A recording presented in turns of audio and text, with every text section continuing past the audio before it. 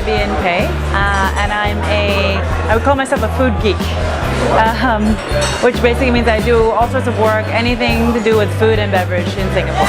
The cocktail scene in Singapore has gotten very, very active in the last few years. I've been here quite a while now, almost 10 years, and when I first got here, there was very little going on. In the last, I would say, 4 years, particularly when 28 Hong Kong Street arrived, that really kick-started a lot of things. I think it's now a very well-respected cocktail scene. We've got a bar in the top 10 in the world, we've got a few more in the top 50, and so, you know, it's becoming quite a player on the world scene of cocktails, and I'm very proud to know a lot of these people and to be a little bit a part of it. The cocktail scene has really grown by leaps and bounds for a couple of reasons. When you have players like 28 Hong Kong Street who came into the scene, they kind of started bringing in a lot of boutique spirits, I think, that people weren't really used to seeing before. They kind of upped the game, and I think also, to be honest, the market, I think, was ready for it. People, as more and more when they travel, they're going to different bars around the world. So when they come back here, they're wanting to have that same experience when they get back here. And I think because the market being ready, and it was a, you know, serendipity, the timing of it all worked really well. And then you had a team of people at 28 Hong Kong Street who then spun off a company called Proof & Co, who have been instrumental in getting a lot of the products here that you need in order to make these great drinks. They've had a hand in consulting for a lot of bars in town and outside in the region. And then just, you know, also I would say the arrival of the casinos. The big casinos in town also brought a certain standard that I think maybe wasn't here before. And so all these things combined meant that the market was primed and it was ready to go, and everything just kind of took off, and I think that's why it's moved so quickly in the last 4 years.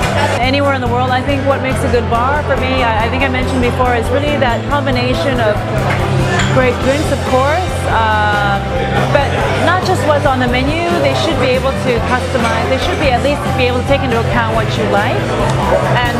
And here's one of my favorites. Thank you, sir. You're welcome. Cheers. And you know, the great food, the great drinks, great ambiance, and service. For me, it's really got to be all those things. And you have to feel comfortable. Ultimately, they have to make you feel comfortable. If someone is completely new to Singapore, and they have absolutely no contacts whatsoever, I would suggest they go to some place like 28 Hong Kong Street, sit at the bar and talk to the bartenders, because the industry here, and I think the F&B industry in general, is very small. Whatever market you go in, it tends to be, everyone knows each other. But I think the thing that's particularly unique about the Singapore market is everyone's really supportive of each other. So if you go to 28 Hong Kong Street and you say, where else should I go? The guys, I'm sure, will all give you a list of other bars you should check out. Maybe, you know, local food you should try, and give you addresses and names of people you should look up. I mean, I've seen them do that for other people. So you know, either 20 or any of the places I mentioned, if you went and sat at the bar and asked them that, they would all be really helpful. As far as the expat and local split of clientele, I think it just depends on the bar. I think certain bars will have a bit more of one or the other. Like, I think a lot of hotel bars may have more expat just by sheer fact that you have a lot of visitors and things like that. But increasingly, I think a lot of Singaporeans are going out and drinking cocktails. So there's actually quite a good mix in most places these days. I wouldn't say predominantly one or the other.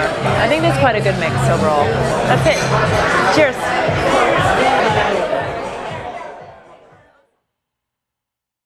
Hey, before you leave, don't forget to subscribe to our YouTube channel so you wouldn't miss any new videos about Singapore. And visit our website SingaporenBeyond.com for more pictures, articles, and great content about Singapore.